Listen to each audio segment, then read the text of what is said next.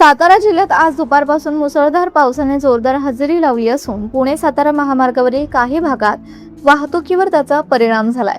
महामार्गालगतच्या service रोडवर साचलेल्या पाण्यात एक कार अडकल्याची घटना समोर आहे। पुलावरून पाण्याचा मोठा प्रवाह रस्त्यावर आल्यानं कार चालकाचा ताबा सुटला आणि वाहन पाण्यात अडकून राहिलं। सुदैवानं कारमधील सर्व प्रवासी सुखरूप बाहेर पडले। त्यानंतर स्थानिक नागरिकांच्या मदतीनं जीप आणि पिकअप वाहनांना दोरी बांधून कार पाण्याबाहेर काढण्यात आली।